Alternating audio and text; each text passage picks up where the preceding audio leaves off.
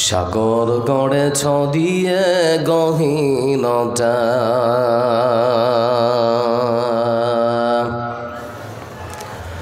করেছ সৃজন এই পৃথিবীটা,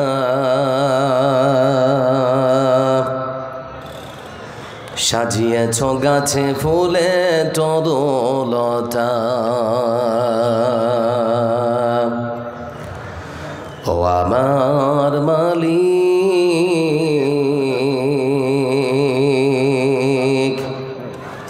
তোমার উপমা তুমি একা। ও আমার মালিক,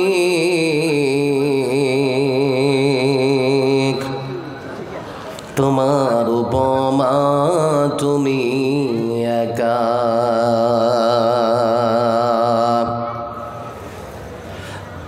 দিয়েছ নদীতে জোয়ার ভাটা,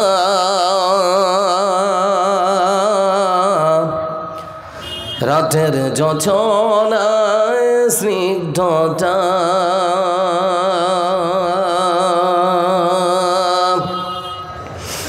দিয়েছ নদীতে জোয়ার ভাটা, রাতের জোছনায় স্নিগ্ধতা। জলে জোনাকি মিটি মিটি, জলে জোনাকি মিটি মিটি বলে আল্লাহু আল্লাহ। ও আমার মালিক, তোমার উপমা তুমি একা।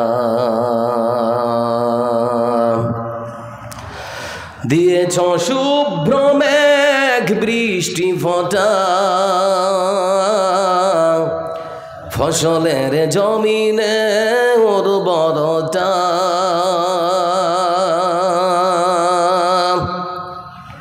রহমের ছায়া দিয়ে রেখেছ ঢেকে, রহমের ছায়া দিয়ে রেখেছ ঢেকে তুমি আল্লাহু আল্লাহ। ও আমার মালিক, তোমার উপমা তুমি একা।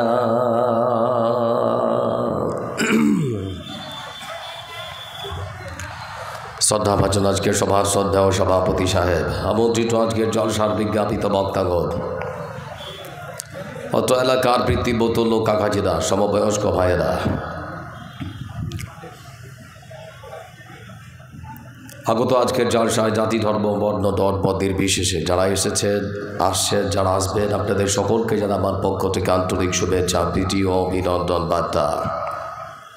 প্রশংসার মালিককে, প্রশংসার মালিককে, এজন্য প্রশংসা করব কার?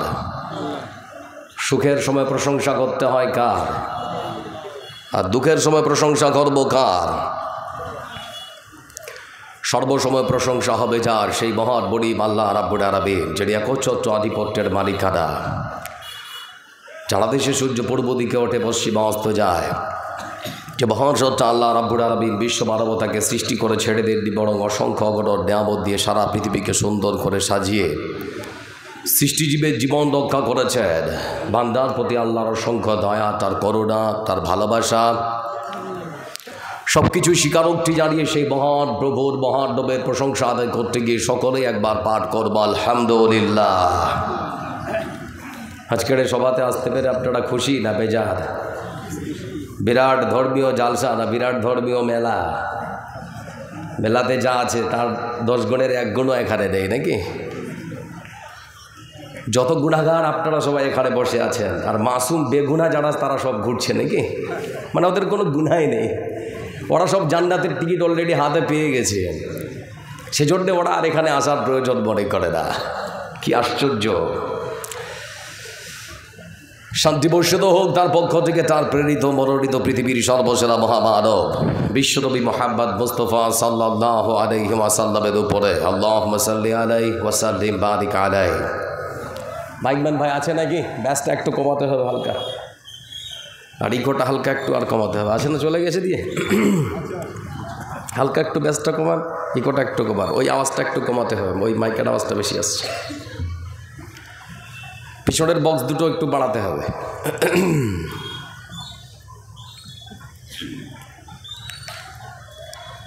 আমি আপনাদের অনেকের কাছে চেনা অতিথি, অনেকেই আমাকে চেনেন। আপনাদের হরিশ্চন্দ্রপুর এবং ভালুকা আমার মনে হয় সিজনে প্রায় 25 থেকে 30টা প্রোগ্রাম করতে হয়। আপনাদেরকে প্রশ্ন করছি, আমাকে দেখতে তো মেম্বার লাগছে নাকি? লাগছে না? প্রধান লাগছে? আরে ভাই হ্যাঁ না বলুন, লাগছে কি? যারা রাস্তায় ঘুরছেন আপনাদেরকে করজোড়ে নিবেদন করছি, না আমি মেম্বার না প্রধান, আপনাদের গ্রামের রাস্তাটা হয়তো করে দেওয়ার ক্ষমতা আমার নেই, কিন্তু আপনাদের দুটো কথা করার এবং হাদিস থেকে শোনাতে পারবো এই ক্ষমতা আল্লাহ আমাকে দিয়েছেন। আর কেস্তা কাহিনী শুনি আপনাদের পরকাল নষ্ট করে নিজের পরকাল হারাতে রাজি নই। এজন্যে যারা ঘুরছেন করজোড়ে ভাই বলে সম্বোধন করলাম, এর থেকে ভালো ভাষা আমার জানা নেই। যদি সম্ভব হয় তাহলে আসার চেষ্টা করুন। বন্ধু আমার, আজকে সংক্ষিপ্ত বিবরণে আমরা শুনব বিশ্ব মানবতার মুক্তির জন্য আল্লাহ রাব্বুল আলামিন একখানা সংবিধান দিয়েছেন। নাম কি? কোরআন। নাম কি?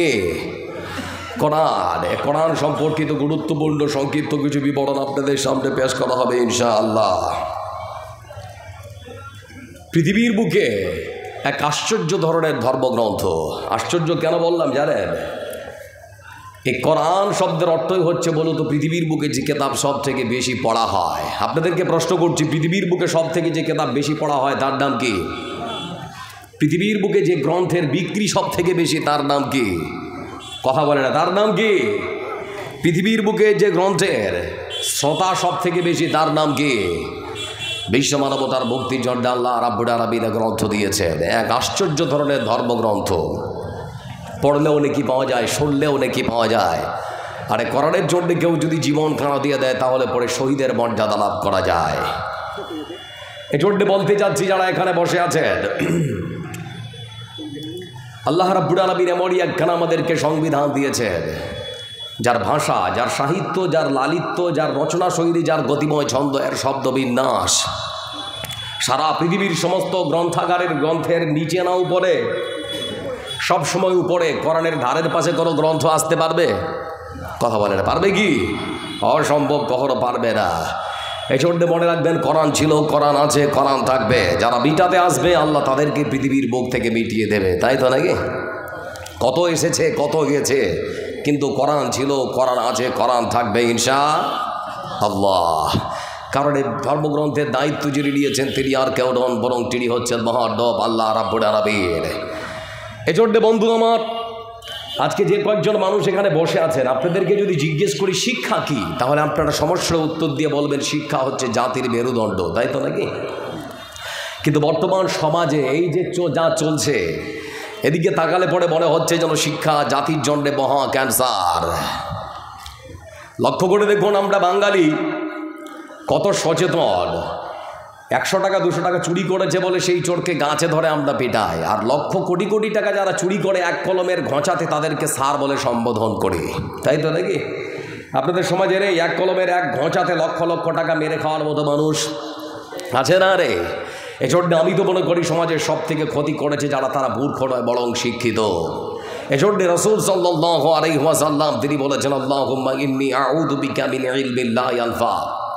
হে আল্লাহ, তুমি আমাকে সেই শিক্ষা দিও না যে শিক্ষা আমার ক্ষতি করে, উপকার করে না। তার মানে শিক্ষা মানুষের ক্ষতিও করে।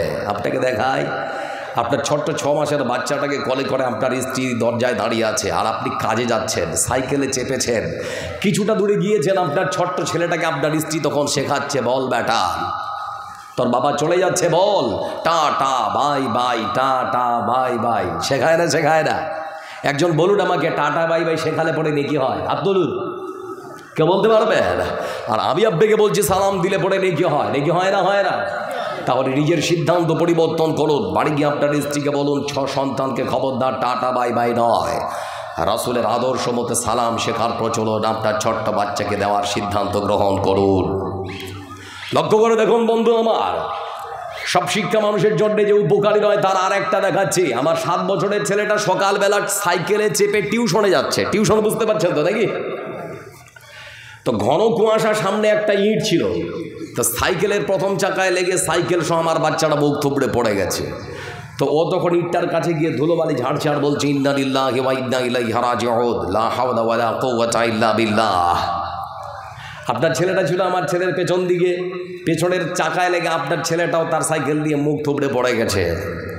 ও তখন ইটটার পাশে গিয়ে ইটটাকে দেখছে আর ধুলোবালি ঝাড়ছে আর বলছে, ইটটা কে রেখেছিল বে? বুঝতে পারছেন না? মানে ও আরও কিছু বলতে চাইছে, ওই ভাষাটা আপনাদেরকে আমি শোনালাম না, বুঝে দেওয়ার জন্য বলছি। এটাও শিক্ষা, ওটাও শিক্ষা। আপনি আপনার বাচ্চাকে কি শিক্ষা দেবেন সিদ্ধান্ত আপনাকে নিতে হবে। এজন্য আল্লাহ রাসূল বলেছেন, হে আল্লাহ তুমি আমাকে সেই শিক্ষা দিও না যে শিক্ষা আমার ক্ষতি করে, উপকার করে না। এই যুবক ভাই আমার শুনে নাও, তোমাকে বলতে যাচ্ছি, তুমি যদি মনে করো আল্লাহর সামনে আমাকে দাঁড়াতে হবে, তাহলে তোমার মুখে দাঁড়িয়ে নেই কেন? তুমি যদি বিশ্বাস করো আল্লাহর সামনে দাঁড়িয়ে আমাকে জবাব দিতে হবে, তাহলে তোমার বোন আজকে রাস্তায় ঘুরছে কেন? ওটা তোমার বোন, ওটা তোমার বোন ঘুরছে গেল, ঘুরবে কেন? আসল শিক্ষার অভাব সেজন্য। যে যুবক মনে করে না যে আল্লাহর সামনে দাঁড়িয়ে আমাকে জবাব দিতে হবে, তার বোন ঘুরতেই পারে। যে যুবক বিশ্বাস করে না আল্লাহর সামনে দাঁড়িয়ে আমাকে আল্লাহর সম্মুখীন হয়ে প্রত্যেকটা প্রশ্নের উত্তর দিতে হবে, তার যদি বিশ্বাস না থাকে, তার লুঙ্গি প্যান্ট পায়জামা টাকটুর নিচে ঝুলতেই পারে, মুখের মধ্যে দাড়িটা নাও থাকতে পারে, তার বোন ঘুরতেও পারে, এটা স্বাভাবিক। কিন্তু তুমি তো বিশ্বাস করো, তাহলে তোমার বুকে দাঁড়িয়ে নেই কেন? এজন্য রাসূল সাল্লাল্লাহু আলাইহি ওয়াসাল্লাম তিনি বলছেন, হে আল্লাহ তুমি আমাকে সেই শিক্ষা দিও না যে শিক্ষা আমার ক্ষতি করে, উপকার করে না। যারা এখানে বসে আছেন আপনাদেরকে বলতে যাচ্ছি, আমার দিকে তাকান। একটা ছেলে গান গাইছে আর হঠাৎ করে তার মৃত্যু হয়ে গেল। আর একটা ছেলে কোরআন পড়ছে, পড়তে পড়তে হঠাৎ করে তার মৃত্যু হয়ে গেল। এ দুটো মৃত্যু আল্লাহর কাছে কখনো কি সমান হতে পারে? জোরে বলুন, সমান হতে পারে? আমাদের কলকাতার নজরুল মঞ্চে একজনকে দেখছিলাম, বিখ্যাত গায়ক, কে কে গান গাইতে গাইতে পৃথিবীর মুখ থেকে পরলোক গমন করেছেন। আর আমাদের বিখ্যাত কারি আব্দুল বাসেত কোরআনের সুমধুর কণ্ঠে তেলাওয়াত করতে করতে মুখ দিয়ে গল গল গল গল করে রক্ত বের হচ্ছে। এমত অবস্থায় তিনি মৃত্যুবরণ করলেন। এ দুটো মৃত্যু আল্লাহর কাছে কখনো সমান হতে পারে না। মনে রাখবেন, জন্যে ঘুমিয়েছেন, ঘুম ভাঙলে সকাল, না ভাঙলে পরকাল। মাটির নিচে গিয়ে যদি ভালো থাকতে চান, মাটির উপরে ভালো কাজ করে যান। মাটির উপরে ভালো কাজ করবেন যত বেশি, মাটির নিচে গিয়ে ভালো থাকবেন তত বেশি। এর নিশ্চয়তার গ্যারান্টি দিয়েছেন পৃথিবীর সর্বসেরা মহামানব বিশ্বনবী মুহাম্মদ মুস্তাফা সাল্লাল্লাহু আলাইহি ওয়াসাল্লাম। এজন্য বন্ধু আমার যারা এখানে বসে আছে, আপনাদের সকলকে বিনীত অনুরোধ জানাচ্ছি, লক্ষ্য করে দেখুন, সময় শুধুমাত্র দেখতে দেখতেই চলে যাচ্ছে। কত মানুষ পৃথিবীর বুক থেকে হারিয়ে গেল, জীবনে আর তাদেরকে দেখা যাচ্ছে না, ফিরে আসছে না। আমাদের মাথার তার, চোখের মণি, কলিজার টুকরা শাহেখ কায়নুল বারী তিনি চলে গেছেন।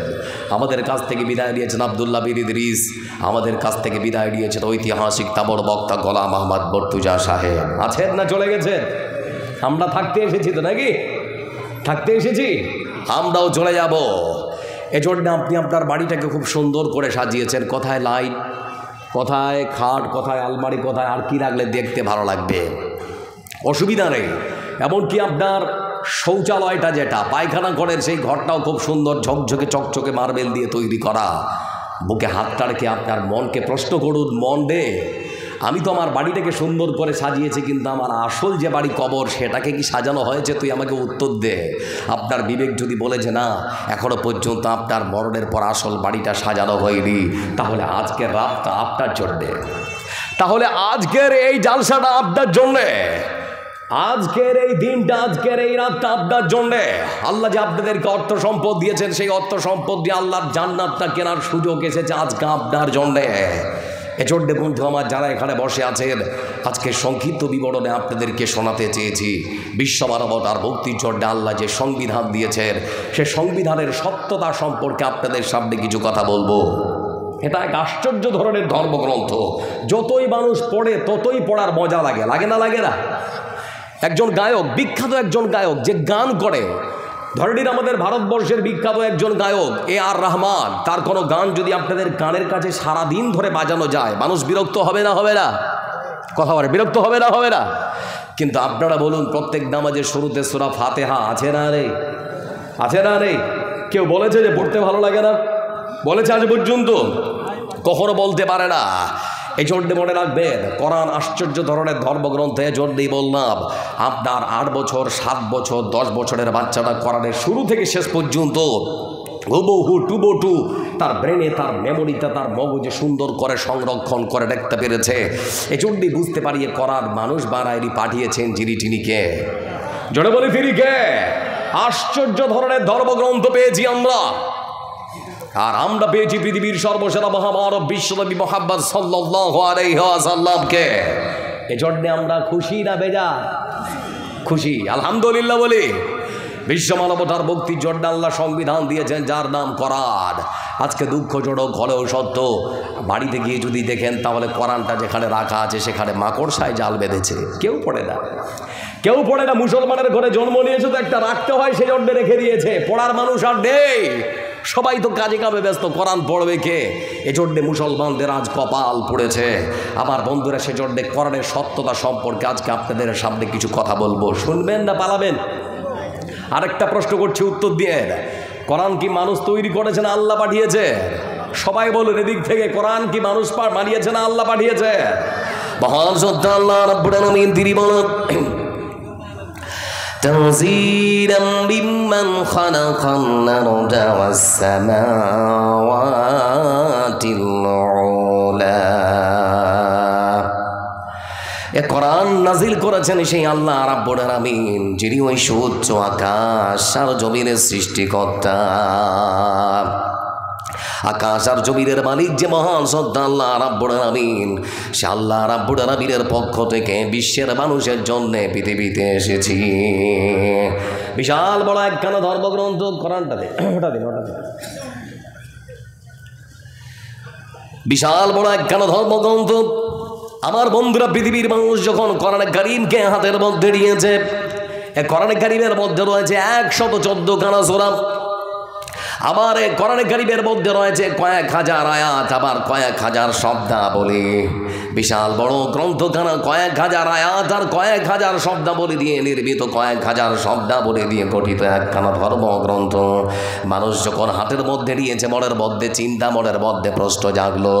বিশাল বড় একখানা ধর্মগ্রন্থ পড়তে যাওয়ার আগে ব্রেন প্রশ্ন করছে মনে মনে, এই বিশাল বড় ধর্মগ্রন্থের মধ্যে ভুল থাকলে থাকতেও পারে। আপনাদের কি মনে হয় আছে নাকি? নেই?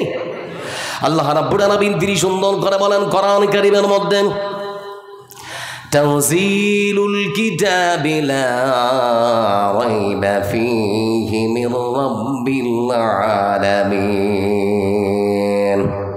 বিশ্ব মানবতার মুক্তির জন্য আমি আল্লাহ রাব্বুল আলামিন যে কোরআন নামক সংবিধান দিয়েছি, ও পৃথিবীর মানুষেরা তোমরা শুনে নাও, কোরআনে কারীমের মধ্যে কিঞ্চিত পরিমাণ কোনো ভুল, কোনো সন্দেহ, কোনো সংশয়, কোনো সম্ভাবনা থাকতে পারে না। সুবহানাল্লাহ হবে না? নির্ভুল নির্ভেজাল একখানা ধর্মগ্রন্থ, তাই তো নাকি? তারপরেও লক্ষ্য করে দেখুন বন্ধু আমার, এ কোরআনে কারীমকে ভুল প্রমাণ করার নামে ভারতবর্ষের যে রাজধানী দিল্লির সুপ্রিম কোর্টে পর্যন্ত মামলা হয় না, হয় না? কথা বলে। আবার বন্ধুরা, মুসলমানদের মধ্যে একজন কুলাঙ্গার ছিল যার নাম হলো ওয়াসিম রেজভি। সুপ্রিম কোর্টে গিয়ে মামলা করলো বেটা যে কোরআনে ভুল আছে। আপনাদের কি মনে হয় ভুল আছে তো নাকি? মামলা করলো কোরআনে কারীমের 26টি আয়াতের মধ্যে ভুল আছে। মহামান্য সুপ্রিম কোর্টের বিচারপতি তার কাছে প্রমাণ চেয়েছে, বেটা প্রমাণ দিতে পারল না। ততক্ষণাৎ ঘাড় ধাক্কা দিয়ে 50,000 টাকা জরিমানা করে তাকে কোর্ট চত্বর থেকে তাড়িয়ে দেওয়া হয়েছে। আমার বন্ধুরা, শুধুমাত্র এখানেই শেষ নয়, এসেছিল কোরআনকে মিটাতে। আল্লাহ রাব্বুল আলামিন ওকে ইসলাম থেকে, পৃথিবীর বুক থেকে চিরদিনের জন্য মিটিয়ে দিয়েছেন না দেননি? কথা বলেন। লক্ষ্য করে দেখুন বন্ধু আমার, শুধুমাত্র এখানেই শেষ নয়, পৃথিবীর মানচিত্রে একখানা দেশ আছে সুইজারল্যান্ড। নাম শুনেছেন না? শোনেননি? সেই দেশের পুলিশি পাহারায় প্রকাশ্য দিবালয়কে এক যুবককে লক্ষ্য করে দেখলাম কোরআনে কারীমের একখানা কপিকে কোরআনে কারিমের একখানা কপিকে এই মতো করে একটা একটা করে পাতা ছিঁড়ছে আর আগুন দিয়ে জ্বালিয়ে পুড়িয়ে ছারখার করে দিচ্ছে। সে ইংরেজিতে বলতে চাচ্ছে, তার ভাষাটা হলো এটা যে কোরআনে কারিমকে এই মতো করে পুড়িয়ে দিলেই কোরআন পৃথিবীর বুক থেকে শেষ হয়ে যাবে। কোরআন পুড়ালে কি শেষ নাকি? যদি আগুন লেগে ধ্বংস হয়ে যায়, ধ্বংস হয়ে যায়, যদি আগুন লেগে যায়, পড়ে যায় পৃথিবীর সব বইয়ের দোকান, তবু বিশ্ব থেকে হারাবে না পবিত্র কোরআন। সুবহানাল্লাহ হবে না? করবে কেমন করে কোরআন ধ্বংস আগুনের তেজ, করবে কেমন করে কোরআন ধ্বংস আগুনের তেজ। আছে বিশ্ব জুড়ে লক্ষ লক্ষ কোরআনের হাফিজ, তারা ঝাঁপিয়ে আসমানি বাণী, ছাপিয়ে আসমানি বাণী, বাঁচাবে কোরআনের মান, তবু বিশ্ব থেকে হারাবে না পবিত্র কোরআন, তবু বিশ্ব থেকে হারাবে না পবিত্র কোরআন। লিল্লাহি তাকবীর, নারায়ে তাকবীর। এজন্য বলতে যাচ্ছি বন্ধু আমার, বিশ্ব মানবতার মুক্তির জন্য যে সংবিধান আল্লাহ রাব্বুল আলামিন তিনি দিয়েছেন, কোরআনে কারীম আছে, কোরআনে কারীম থাকবে, যারা মিটাতে আসবে তারাই পৃথিবীর বুক থেকে মিটে যাবে, তাই তো নাকি? এজন্য মহান শ্রদ্ধা আল্লাহ রাব্বুল আলামিন তিনি আমার পৃথিবীর ওই সমস্ত মানুষদেরকে ডেকে বলেছেন, শুনে নাও, তোমরা কি মনে করো যে কোরআনে কারীমের মধ্যে ভুল আছে? তাহলে একটা আয়াত পরিবর্তন করে দেখাও। মানুষ পারবে? কথা বলেন, পারবে? আল্লাহ রাব্বুল আলামিন তিনি সুন্দর করে বলেন, লা তাবদীলা লিকালিমাতিল্লাহ যালিকা হুয়াল ফাওজুল আযীম। আল্লাহ রাব্বুল আলামিন তিনি বলেন, ও পৃথিবীর মানুষরা তোমরা শুনে নাও, যদি তোমরা মনে করো কোরআনে কারীমের মধ্যে ভুল আছে, সন্দেহ আছে, সংশয় আছে, সম্ভাবনা আছে, তাহলে পরে তোমাদেরকে বলতে চাই, কোরআনে কারীমের একখানা আয়াতকে তোমরা পরিবর্তন করে দেখাও, যদি তোমরা তোমাদের কথার উপরে সত্যবাদী হও। পারবে? কেউ পেরেছে? লক্ষ্য করে দেখুন বন্ধু আমার, এ ভারতবর্ষকে যখন আমরা পরাশক্তির হাত থেকে, ইংরেজদের হাত থেকে যখন ভারতবর্ষকে আমরা স্বাধীন করলাম, এই ভারতবর্ষের মানুষের জন্য ভারতবর্ষের মানুষেরা তৈরি করেছে একখানা সংবিধান, ভারতের সংবিধান। এ ভারতবর্ষের সংবিধান রচনা করার জন্য সময় লেগেছে 3 বছর 11 মাস 18 দিন। কত বছর কত মাস? 3 বছর 11 মাস 18 দিন। আমার বন্ধুরা, ভারতবর্ষের সংবিধান রচনা করার পর ভারতবর্ষের সংবিধানের কিছু ধারাতে লেখা রয়েছে, কোনো পার্টির যদি 1/3 মেজরিটি পার্লামেন্টে থাকে, যে কোনো পার্টি, বিজেপি হোক বা কংগ্রেস হোক, তাদের যদি 1/3 মানে 3/4 যদি মেজরিটি থাকে, তাহলে পরে যে কোনো সংবিধানের ধারা প্রয়োজনে তারা রদবদল, পরিবর্তন, বিবর্তন করে দিতে পারে। তাই তো লক্ষ্য করে দেখলাম সংবিধান রচনা হওয়ার পর থেকে বন্ধু আমার, ভারতের সংবিধানের বিভিন্ন ধারার আনুমানিক প্রায় 100 বারেরও বেশি পরিবর্তন হয়েছে।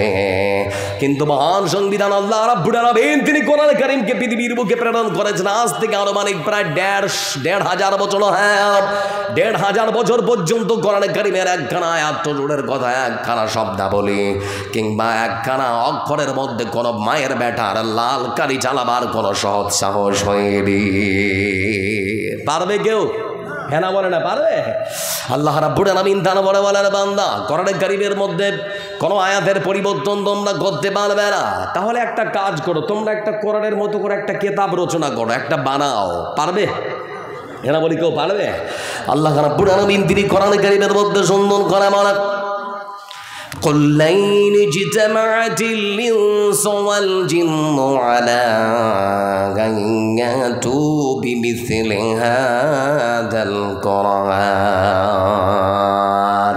মহান সত্য আল্লাহ রাব্বুল আলামিন তিনি বলেন, হে রাসূল, ওই সমস্ত মানুষদেরকে আপনি বলে দিন, কেউ যদি মনে করে কোরআন আপনি রচনা করেছেন, মুহাম্মদ তুমি কোরআন বানিয়েছো, এটাই অপবাদ যদি তোমাকে কেউ দেয়, হে মুহাম্মদ সাল্লাল্লাহু আলাইহি ওয়াসাল্লাম, তাহলে আপনি তাদেরকে বলে দিন, আমি মোহাম্মদ একজন উম্মি মানুষও যদি কোরআনে কারিম রচনা করতে পারে তাহলে তো তোমরা শিক্ষিত মানুষ, কোরআনে কারিমের মতো করে তোমরা একখানা কিতাব রচনা করে দেখাও। ও পৃথিবীর মানুষেরা, তোমরা যদি নিজেরা না পারো জিনেদের সাহায্য নাও। ও জিনের বংশ শুনে নাও, তোমরা যদি না পারো তাহলে পরে তোমরা মানুষের সাহায্য নাও।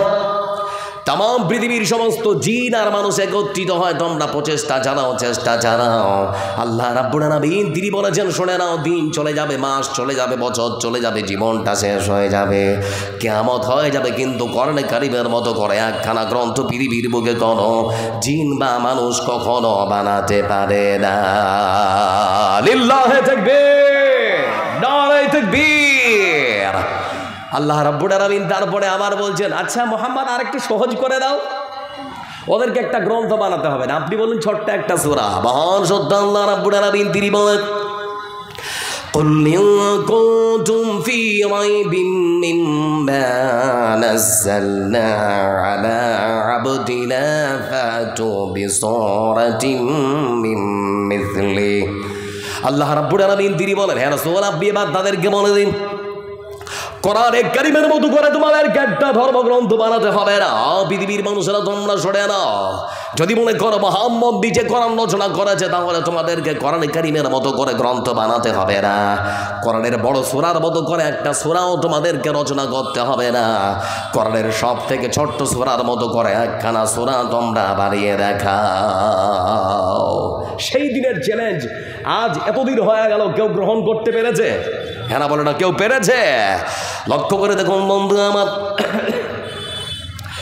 এজন্য বলতে যাচ্ছি, এমন একখানা সংবিধান আল্লাহ রাব্বুল আলামিনের পক্ষ থেকে আমরা পেয়েছি, এমন একখানা সংবিধান, যে সংবিধান মানুষ যদি তার ব্যক্তি জীবনে, পারিবারিক জীবনে, সামাজিক জীবনে সুন্দর করে মেনে চলতে পারে তাহলে সেই সমস্ত মানুষের সম্মান বাড়ে না কমে? কথা বলেন। আল্লাহ রাব্বুল আলামিন রাসূল তিনি আমার সুন্দর করে বলেছেন, সেই সমস্ত মানুষদেরকে যারা কোরআনের শিক্ষা অর্জন করেছে, খায়রুকুম মান তাআল্লামাল কোরআনা ওয়া আল্লামা। ও পৃথিবীর মানুষেরা তোমরা ছড়ে নাও, তোমাদের মধ্যে অসংখ্য হাজার হাজার মানুষের মধ্যে সর্বাধিক তোমাদের কাছে, তোমাদের মধ্য থেকে সব থেকে ভালো মানুষ হচ্ছে তারা যারা কোরআনের শিক্ষা অর্জন করেছে, বাড়িতে বসে না থেকে অসংখ্য ছাত্রকে আবার কোরআনের শিক্ষা দান করেছে। যারা কোরআন শিখেছে, কোরআন শিখিয়েছে, এদের সম্মান আর মর্যাদা আবার আরো বেশি। তার মানে বন্ধু আমার, আপনাদের মাদ্রাসার যিনি শিক্ষক তার সম্মান আর মর্যাদা কম না বেশি? এটা কথা বলেন না। আবার আপনাদের যিনি মসজিদের ইমাম তার সম্মান কম না বেশি? আর মসজিদের ইমাম সাহেবের বেতন কম না বেশি? খুবই কম, নাকি? আমার ভাষায় আমি বলি বেচারা, মানে গ্রামের সব থেকে গরিব মানুষটা এসেও ধমকায়। ফজরের নামাজ যদি একদিন কাজা হয়ে যায় তাহলে তো হয়ে গেল, নাকি? কত দরদ! ইমাম সাহেব ফজরের নামাজ পড়েনি সেজন্য ধমকাচ্ছে, আর নিজের ছেলে নাক ডেকে ঘুমাচ্ছে। এরকম পরিবারের মানুষ আছে না? নেই? কি অবস্থা! নিজের ছেলে জাহান্নামে যায় যাক, যে ইমাম সাহেবকে আমরা রেখেছি সে জাহান্নামে যাবো কেন, নাকি? সেজন্য লক্ষ্য করে দেখলাম, সকালবেলা ফজরের নামাজ শেষ করার পর বোতওয়াল্লি ইমাম সাহেবের ঘরে ঢুকেছে। ঢোকার পরে বলছে, ইমাম সাহেব একটু দোয়া করতে হবে। বলে কিসের? বলে আজকে আমার ছেলেটা ইন্টারভিউ হয়ে যাবে, একটু কড়া করে দোয়া করে দিন যেন ইন্টারভিউ পাস করে চাকরিতে যেন জয়েন করতে পারে। এবার ইমাম সাহেব সুন্দর করে দোয়া করছে, রব্বুল আলামিন ছেলের চাকরিটা যেন হয়ে যায়, সেজন্য বাবা বড় আশা করে আমার কাছে ছুটে এসেছে। রব্বুল আলামিন তোমার কাছে দোয়া, সেই বাবার মনের আশা আকাঙ্ক্ষা তুমি পূরণ করে দাও, ছেলের চাকরিটা যেন হয়ে যায়। ছেলের চাকরি হবে, হোক ভালো কথা, কিন্তু আল্লাহ তোমার কাছে আরেকটা ফরিয়াদ, বেতনটা যেন আমার সমান হয়। বুঝতে পারছেন না? বলে বেতনটা যেন আমার সমান হয়। এবার ইমাম সাহেবের কলার ধরে বলে, এই বাটা কি বললি? এতক্ষণ তো দোয়াটা ঠিকই ছিল, বেতনটা তোর সমান হলে সংসার কি চলবে রে বেটা? ঠিক সেই সময় ইমাম সাহেব তখন ডেকে বলছে, কলারটা ছেড়ে কথা বলুন, চুরি করে ধরা পড়িনি বাবজি? তখন বলছে যে কেন? তো ইমাম সাহেব বলছে যে আপনার বাড়িতে কজন? বলে আমার বাড়িতে 5 জন। বলে কোনোদিন জিজ্ঞেস করেছেন যে ইমাম সাহেবের বাড়িতে কজন? বলে আপনার বাড়ি কজন? বলে আমার বাড়িতে 7 জন। বেতন কত দেন? বলে 5000। বলে 5000-এ যদি 7 জন চলতে পারে তাহলে 5000-এ 5 জন চলবে না কেন? বুঝতে পারছেন না? আমার বন্ধুরা, আপনারা যদি একটু একটু করে গাড়ি সহযোগিতা করেন না তাহলে পরে ইমাম সাহেব সচ্ছলতার সবে জীবনযাপন করতে পারে। কেউ জিজ্ঞেস করি না যে ঈদের দিন ইমাম সাহেবের বাড়িতে সুন্দর করে খাবার দাবার হলো কিনা, তার স্ত্রীর একটা ভালো জামা হলো কিনা, ঈদের দিন তার ছেলেটা একটা ভালো পোশাক পেলো কিনা, কেউ জিজ্ঞেস করি না। করি? চক্ষেও জিজ্ঞেস করি না সময় কোথায়। ইমাম তো ইমাম, ও যদি 4 চাকায় ঘুরে, ও যদি 2 চাকায় ঘুরে, তো আমাদের অনেক মানুষের হিংসা হয় না? হয় না? আশ্চর্য, আপনাদের চিন্তা চেতনা এগুলো পাল্টার। ইমাম মানে মসজিদের ইমাম নয়, এটা আল্লাহর ঘরের ইমাম। একটা নির্বাচিত আপনাদের প্রধান আর মেম্বারকে ধমক দিয়ে বলতে পারেন না বাড়িতে পড়ে গেছে, এই বেটা একটা পলিথিন দিয়ে, বলতে পারবেন? আগে গিয়ে 5 মিনিট 7 মিনিট তার গুণগান, তারপরে একটা পলিথিন চাইলে তারপরে তখন দিবে নাকি? তার আগে দেবে না। তো মসজিদের ইমামকে আপনি ধমকাচ্ছেন, এটা ঠিক নয়। বলছিলাম বন্ধু আমার, রাসূলুল্লাহ সাল্লাল্লাহু আলাইহি ওয়াসাল্লাম তিনি জন্য সুন্দর করে বলেছেন, শুনে নাও, ওই সমস্ত মানুষদের সম্মান সব থেকে মর্যাদা সব থেকে বেশি যারা কোরআনের শিক্ষা অর্জন করেছে, আবার অসংখ্য ছাত্রকে কোরআনের শিক্ষা দান করেছে। তাই তো আমি আব্দুল জাব্বার বাড়ি গেলাম, বাড়ি গিয়ে সুন্দর করে পোশাকগুলো পাল্টাচ্ছি, খুলছি আর কি, এগুলো খুলছি, খুলতে খুলতে খুলতে খুলতে কটটা খুললাম, তো দেখছি একটু করে নোংরা হয়ে গেছে, ময়লা হয়ে গেছে। মাকে তখন ডেকে বললাম, মা তখন বলে, বেটা কি হয়েছে বল। আমি তখন বললাম, মা কয়েকটা প্রোগ্রাম করলাম, আমার কটটা নোংরা হয়ে গেছে। মা বলল, খুলে দে, পরিষ্কার করে দেব। খুলে দিয়েছে, এক জায়গায় আছে। আবার দেখছি আমার জুব্বাটাও নোংরা হয়েছে। মাকে ডেকে বললাম, মা জুব্বাটাও নোংরা হয়েছে। মা বলল, খুলে দে, পরিষ্কার করে দেব। এবার বন্ধু আমার কোরআনে কারীমটা হারিয়েছিলাম পড়ার জন্যে। কোরআনে কারীম যখন আমার হাতের মুঠোয় নিলাম, কোরআনের কাপড়টা তখন আমি খুলতে শুরু করলাম, লক্ষ্য করে দেখলাম কোরআনের যে কভারটা, কাপড়টা, সেটাও মংলা হয়েছে। আমি আমার মাকে ডেকে বললাম, মা সেটাও নোংরা হয়েছে, পরিষ্কার করে দিতে হবে। তো মা বলছে, বেটা 3টা ফেরে দেখে দে সুন্দর করে, আমি পরিষ্কার করে দিচ্ছি। এবার বন্ধু আমার মা নিতে এসেছে। আমার বাড়িতে এসে যদি অজান্তে মায়ের পায়ের মধ্যে এই দামি কাপড়টার সঙ্গে লাথি লেগে যায়, মনে কষ্ট হবে না? আবার আমার জুব্বাটার সঙ্গে যদি মায়ের পায়ে লাথি লেগে যায়, মনে কষ্ট হবে না? কিন্তু মুসলমান, বলতে চাচ্ছি আপনাদেরকে, কোরআনের যে কাপড়টা, গিলাফটা, জুজদানটা, সেটার সঙ্গে মায়ের পায়ে যদি লাথি লেগে যায়, মনে একটু হলেও কষ্ট হবে না? হবে না? কথা বলেন, কথা বলেন, হবে না? আমার বন্ধুরা লক্ষ্য করে দেখুন, বাজারের সব থেকে সস্তা কাপড়, আমরা দিনাজপুরের ভাষায় বলি টেরিকট কাপড়, আপনারা কি বলেন? টেরিকট কাপড় বাজারের সব থেকে একখানা সস্তা কাপড়, শুধুমাত্র কোরআনের সংস্পর্শে আসার কারণে, কোরআনের কভার হওয়ার কারণে বন্ধু আমার, তার সম্মান, তার মর্যাদা কমেছে না বেড়েছে? কথা বলি, বাড়িয়েছেন যিনি তিরিকে। ও যুবক ভাই আমার, তোমাকে বলতে যাচ্ছি, পাবজি আর ফ্রি ফায়ার করে সারাটা দিন সারাটা রাত নষ্ট করে ফেলো, একটা বার মসজিদের চৌকাঠ ডাঙ্গাবার তোমার সময় হয় না, আল্লাহকে ডাকার তোমার কোনো ফুরসত হয় না। তোমাকে বলতে যাচ্ছি, সব কিছু পিছনে ঠেলে কোরআনের সংস্পর্শে একটা বার যদি চলে আসতে পারো, কোরআনের হুকুম যদি মেনে, কোরআনটাকে যদি বুকের সঙ্গে আঁকলে ধরতে পারো, তাহলে পরে শুনে নাও, তোমারও সম্মান আর তোমার মর্যাদা আমার আল্লাহ বাড়িয়ে দিতে পারে। পারে না? পারে না?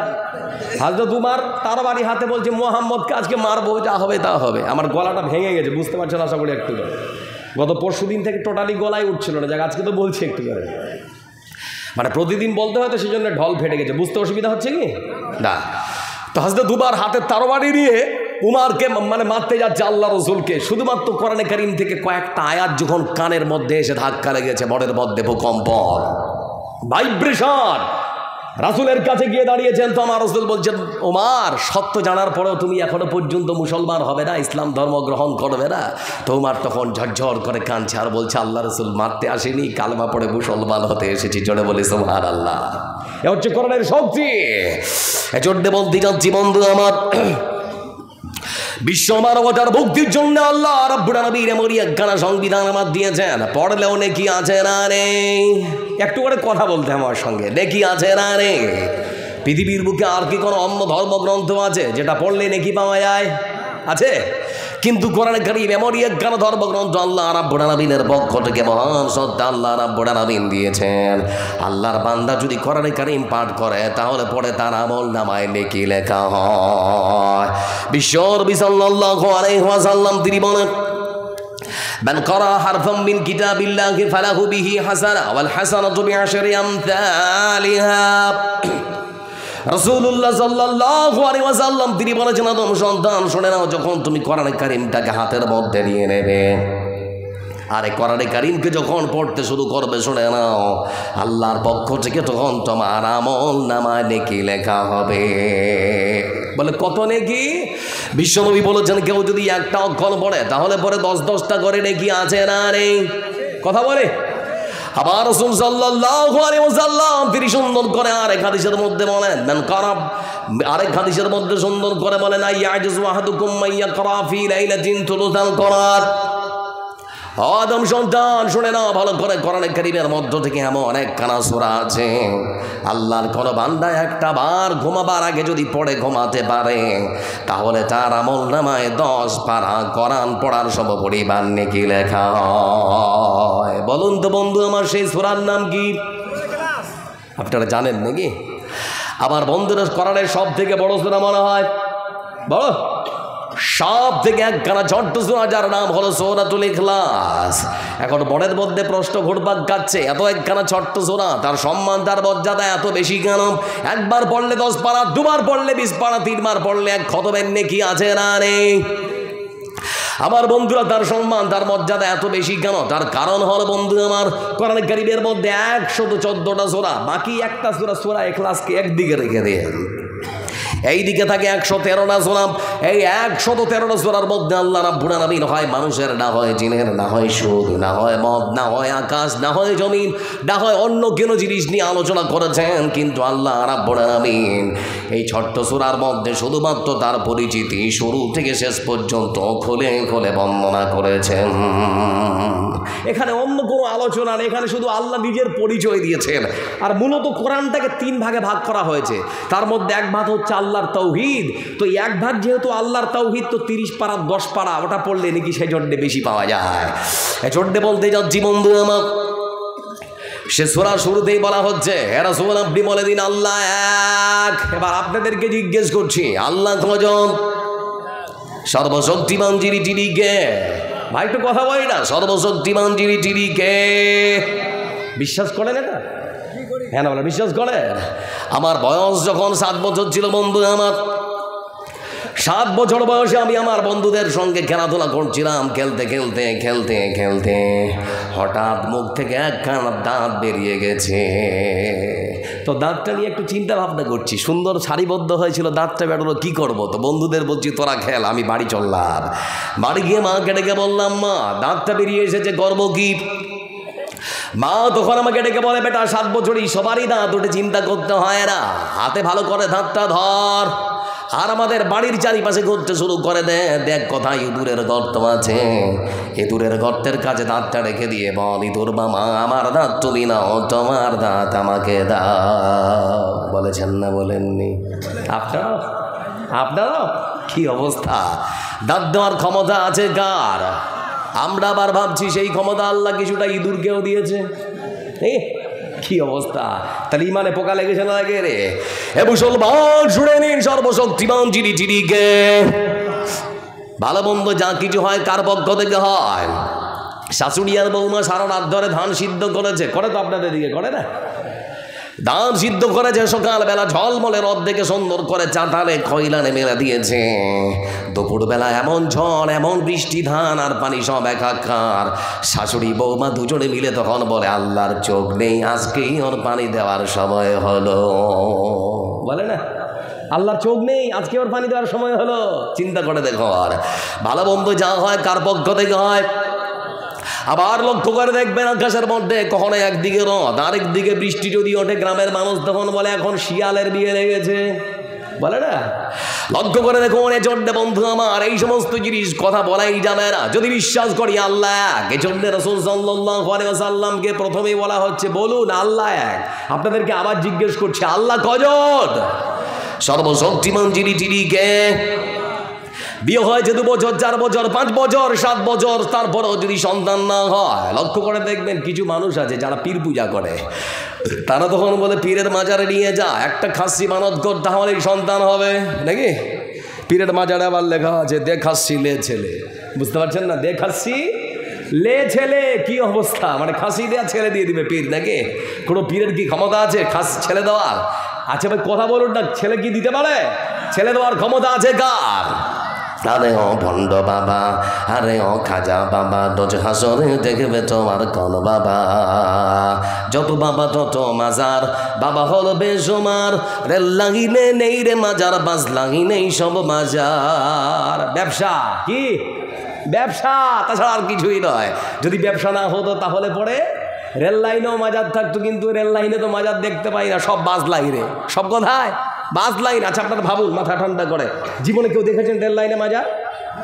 সব বাস লাইনে নাকি? আবার হুগলিতে যদি যান, ওখানে আবার সাইনবোর্ড টাঙিয়ে দিয়েছে, ড্রাইভার ভাই কিছু দিয়ে যান, না হলে পরে আপনার গাড়ি পাল্টি খেতে পারে। গাড়ি পাল্টিও খেতে পারে, মানে পীরের এত ক্ষমতা। মরা গাছ কখনো ফল দিতে পারে? তো মরা মানুষ আবার কি করে গাড়ি উল্টিয়ে দিবে গো? ওর যে খবরে কি হচ্ছে ও তো নিজেই জানে না। কি অবস্থা চিন্তা করে দেখো। নামাজের ধারে ধারে না, মাজারে যে গাঁজা খায়, লম্বা লম্বা চুল রেখেছে, শিকল পরা সারা গায়। নামাজের ধারে ধারে না, মাজারেতে গাঁজা গায়, লম্বা লম্বা চুল রেখেছে, শিকল পরা সারা গায়। মচে ঢেকেছে মুখ। বাবা রামদেবকে দেখেছেন? রামদেব দাড়ি যতটা মোচো ততটা, হাসে না কাঁদে কিছুই বোঝা যায় না। ইসলামের এটা সৌন্দর্য না। ইসলামের সৌন্দর্য দাড়িকে বড় করে দাও, মোচকে ছোট করে দাও, কাঁচি দিয়ে কাটবেন, চেঁচে ফেলবেন না। ইসলাম সব কিছু জিনিস আপনাকে সুন্দর করে শিক্ষা দিয়েছে। যদি বলি তো অনেক কথা বলা যাবে। লক্ষ্য করে দেখুন বন্ধু আমার, এই মতো করে আমাদের সমাজকে ধ্বংস করে দিচ্ছে। নামাজি নেই, কিচ্ছু নেই, গাঁজাটারে ওরা আবার পীরেরও ব্যবসা করে। সেজন্য সুন্দর করে কবি বলছেন, নামাজের ধারে ধারে না, মাজারেতে গাঁজা খায়, লম্বা লম্বা চুল রেখেছে, শিকল পরা সারা গায়। মচে ঢেকেছে মুখ, মচে ঢেকেছে মুখ, চেনা যায় না কি কারবার। আরে ও ভণ্ড বাবা, আরে ও খাজা বাবা, রোজ হাসরে দেখবে তোমার কোন বাবা।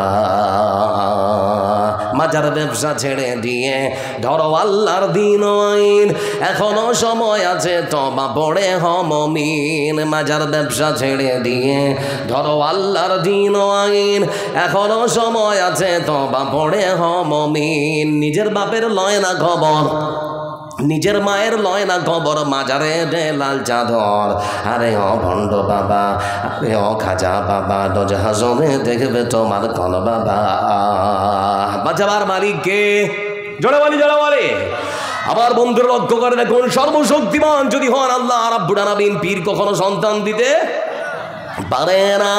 এজন্য বলতে যাচ্ছি, আল্লাহ রাব্বুল আলামিন তিনি বলেছেন, আমি এক, আমার কোনো অংশীদার নেই, আমার কোনো ভাগিদার নেই। আমি একক। 360টা চলবে না, 3টা চলবে না, একজনকে মানতে হবে, যিনি সপ্তম আকাশ আরশে আজিমে সমাসীন হয়ে আছে। তিনি কে? জোরে বলি, তিনি কে? লক্ষ্য করে দেখুন বন্ধু আমার, সেই মহান সত্য আল্লাহ রাব্বুল আলামিনের পক্ষ থেকে এসেছে কোরআন। আবার এই কোরআন সম্পর্কে বিশ্বনবী সাল্লাল্লাহু আলাইহি ওয়াসাল্লাম তিনি সুন্দর করে বলেন, শুনে নাও, পৃথিবীতে যারা সব থেকে বেশি কোরআন পড়বে, হাসরের ময়দানে আল্লাহর পক্ষ থেকে ওদেরকে ডাকা হবে, আয় আয় আয় আয় আয়, তোরা দুনিয়াতে বেশি কোরআন পড়েছিলি না, সকালে সন্ধ্যায় পড়েছিলি তো, তোরা আয়। আল্লাহ ওদেরকে ডাকবেন। ডাকার পরে কি বলবেন জানেন? বিশ্বনবী সাল্লাল্লাহু আলাইহি ওয়াসাল্লাম তিনি বলেন, সেই দিন পৃথিবীর বুকে যারা সব থেকে বেশি কোরআন পড়েছে তাদের ডাকা হবে, ইউকালু লিসাহিবিল কোরআন ইকরা ওয়ারতাকি ওয়ারাতিল কামা কুনতা তুরাতিলু ফিদ দুনিয়া ফাইন্না মানজিলাকা ইনদা আখির আয়াতিন তাকরাউহা।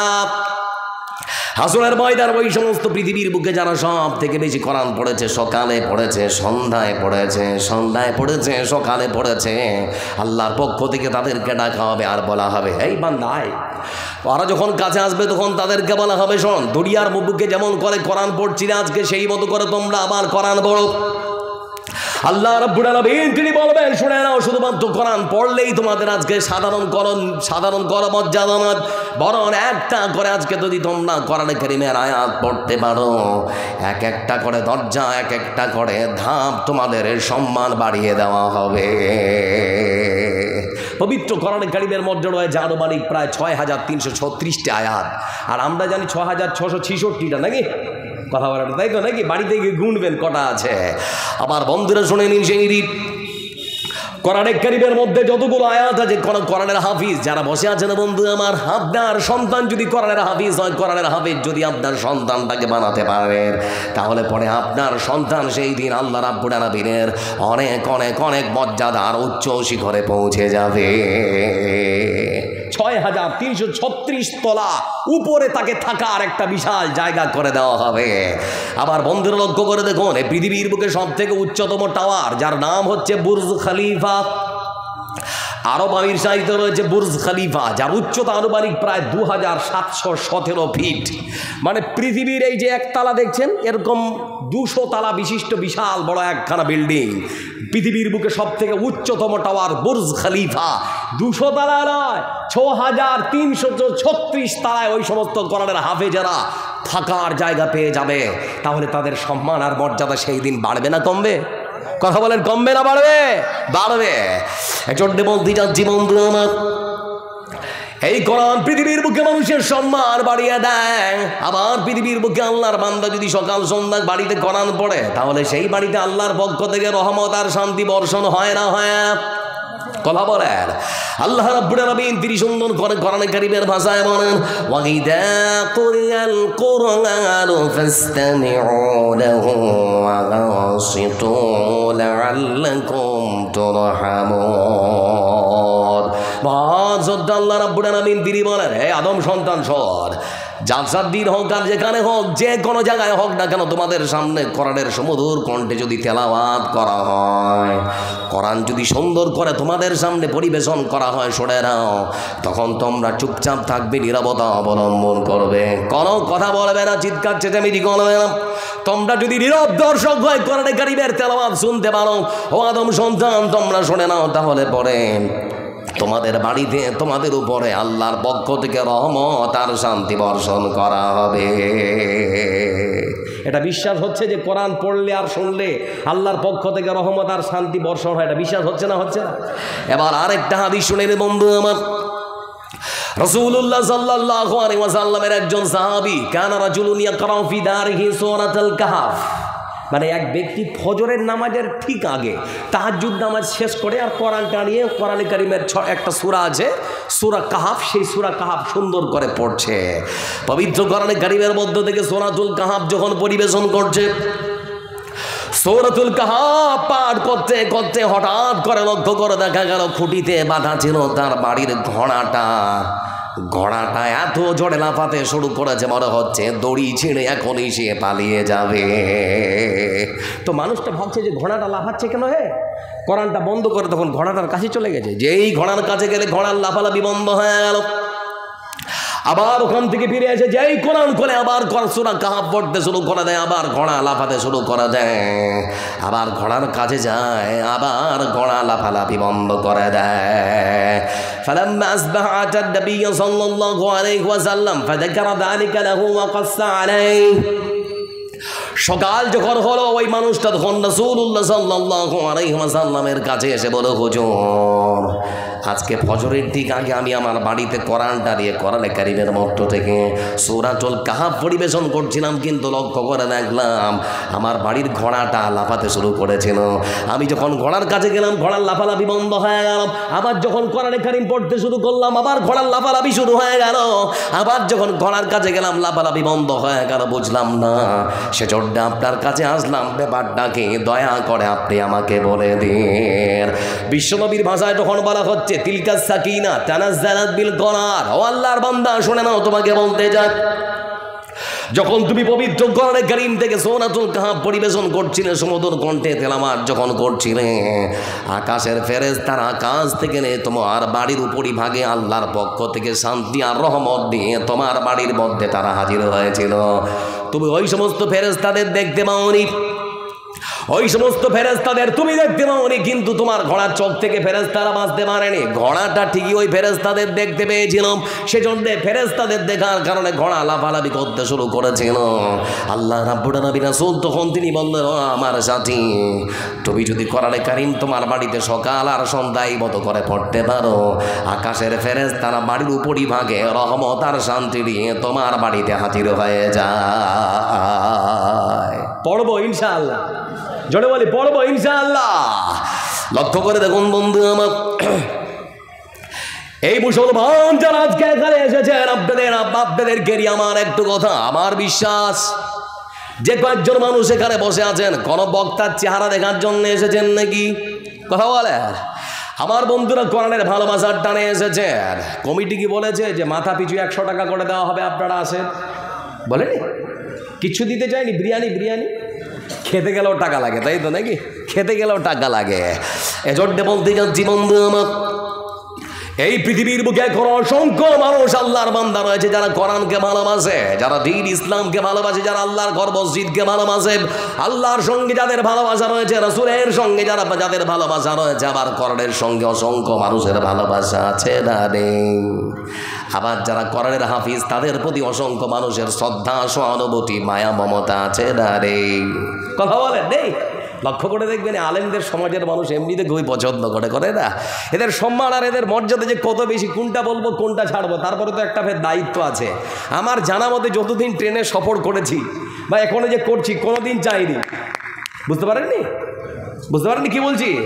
মানে কোনোদিন চাইনি, মানে তৃতীয় লিঙ্গের হিজড়া যারা, দাড়িটা যদি এরকম থাকে, মাথায় টুপি আর পরনে পাঞ্জাবি, জীবনে টাকা চাইবে না। মানে এর যে একটা আলাদা, এই ফিগারের যে আলাদা একটা মর্যাদা দুনিয়াতে আপনি বুঝতে পারবেন। আবার বন্ধুরা লক্ষ্য করে দেখুন, কিন্তু শার্ট প্যান্ট পরা একজন প্রফেসরও যদি হয়, একজন অফিসারও যদি হয়, হিজড়া যদি ওর কাছে যায়, যদি না দিতে চায় তো দরকার ওর হিজড়ার চেনটাও টেনে দেয় না? চিন্তা করে দেখুন, কিন্তু এই পোশাকটার, এই দাড়িটার আর এই কোরআনে কারিমটা অন্তরের ভিতর থাকলে যে দুনিয়ার বুকে মর্যাদা কত বেশি তার প্রমাণ হচ্ছে এটা। আর প্রমাণ দেখবেন বন্ধু আমার, তাহলে আপনাদেরকে দেখাচ্ছি। আমরা বাস করি ভারতবর্ষের মাটিতে, আমাদের পার্শ্ববর্তী একখানা দেশ আছে, নাম কি? বাংলাদেশ নাকি? রাজধানীর নাম কি? ঢাকা। আবার বন্ধুরা আপনাদের এই গ্রাম সোনাকুল তো এটা নাকি? আচ্ছা, জালালপুর। এই জালালপুরের মতো একটা প্রত্যন্ত গ্রামাঞ্চলে ছোট্ট একটা মাদ্রাসা, হিফজের মাদ্রাসা। তো হিফজের মাদ্রাসায় কোরআনের পাখিগুলোকে কোরআনের হাফিজ বানানো হয়, তাই তো নাকি? তো সুন্দর করে কোরআনের শিক্ষা দেওয়া হয়। সেই মাদ্রাসায় আনুমানিক প্রায় 350 ছেলে। মাদ্রাসার প্রধান শিক্ষক যিনি, তার নাম হচ্ছে আহমদুল্লাহ। ফজরের আযান হচ্ছে মসজিদের মিনার থেকে, হাইয়া আলাস সালাহ।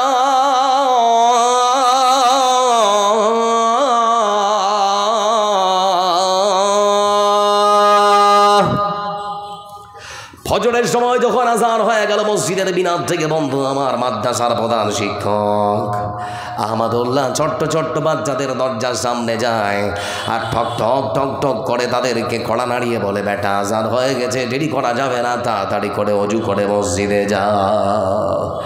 ছোট্ট কোরআনের পাখিগুলো বিছানা থেকে উঠতে ইচ্ছা করে না, মানে ঠান্ডার সময় কি আরাম, লেপটা সরিয়ে দিতে মন যায় না। তারপরেও বন্ধু আমার,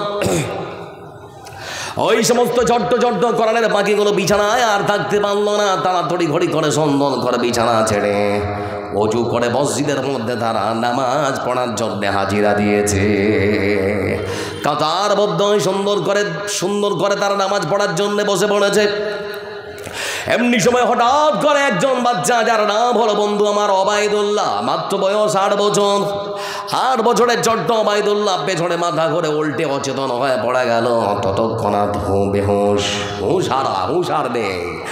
ততক্ষণাৎ সেই বাচ্চার মাথায় পানি ঢালতে শুরু করা হলো। কিছুক্ষণের মধ্যে যখন হুঁশ ফিরে এসেছে, ছোট্ট বাচ্চা কান্না করতে শুরু করেছে, চিৎকার করতে আরম্ভ করেছে।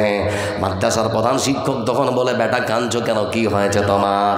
ছোট্ট কোরআনের পাখি তখন বলে, হুজুর, মাথার পেছন দিকে এত যন্ত্রণা সহ্য করতে পারি না, বাঁচবো কি মরবো নিজেই বলতে পারবো না। সেই ছোট্ট বাচ্চাকে নিয়ে মাদ্রাসার প্রধান শিক্ষক তখন চলে গেল ক্লিনিকে নিয়ে যাওয়ার পর সকালবেলা তার মাথার সিটি স্ক্যান করা হলো।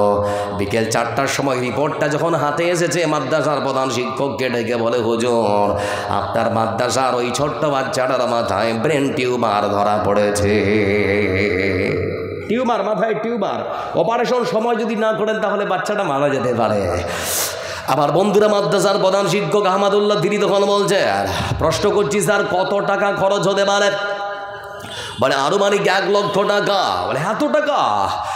চলে গেলেন মাদ্রাসায় গিয়ে আবার মাদ্রাসার প্রধান শিক্ষক আহমদুল্লাহ তার বাবাকে কল দিয়েছেন। বলে, মাদ্রাসায় আসুন, আপনার বাচ্চা একটু অসুস্থ। আমরা মাদ্রাসার শিক্ষক তো, বেশি যদি কিছু হয় তো আমরাও এই মতো করে ডাকি।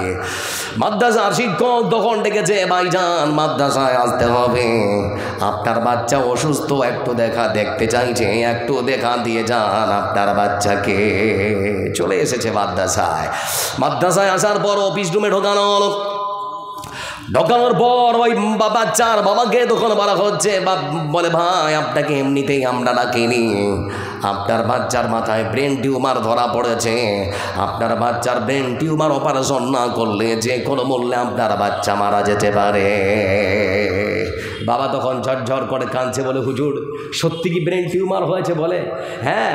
বলে আমি তো হত দরিদ্র রিক্সাওয়ালা, আমি তো বেশি টাকা জোগাড় করতে পারবো না, হুজুর বলুন তো কত টাকা খরচ হতে পারে? মাদ্রাসার প্রধান শিক্ষক তখন বলছে আনুমানিক 1 লক্ষ টাকা। বলে এত টাকা কোথায় পাবো? চলে গেছে বাড়ি গিয়ে তখন স্ত্রীকে ডেকে বলে, প্রাণের স্ত্রী রে, আমাদের ছোট্ট বাচ্চা ওবাইদুল্লাহ, আমাদের কোরআনের পাখিটা, আমাদের কোরআনের পাখির মাথায় ব্রেন টিউমার হয়েছে, ডাক্তার বলেছে অপারেশন না করলে বাঁচানো যাবে না, সঙ্গে 1 লক্ষ টাকা লাগবে। স্বামী আর স্ত্রী দুজনে মিলে তখন পরামর্শ শুরু করেছে কি করা যায়। হঠাৎ করে স্ত্রী তখন সন্তানের জন্য তার নিজের নাকের, কানের, হাতের, গলার যা ছিল সব কিছু বিক্রি করেছে 50,000।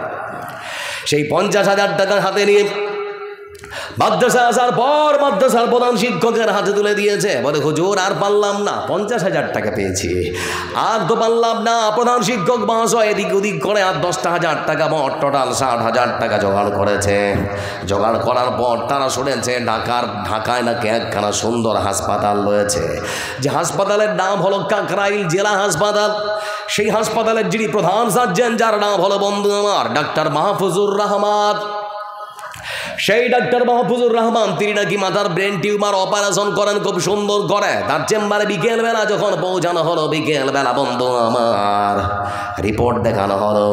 ডাক্তার রিপোর্ট দেখার পরে বলে ভাই কি বলবো, মারাত্মক ব্যাপার, তাড়াতাড়ি করে অপারেশন যদি না করা যায় যে কোনো মুহূর্তে বাচ্চা মারা যেতে পারে।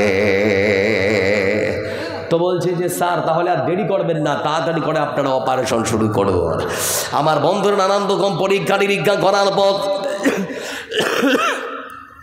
সেই ছোট্ট কোরআনের পাখিটাকে ডিসেম্বর মাসের শেষ তারিখে, বন্ধু আমার ডিসেম্বর মাসের শেষ তারিখে রাত তখন 12:15 বাজে, রাত 12:15টার সময় ছোট্ট কোরআনের পাখিটাকে অপারেশন থিয়েটারে ঢোকানো হচ্ছে।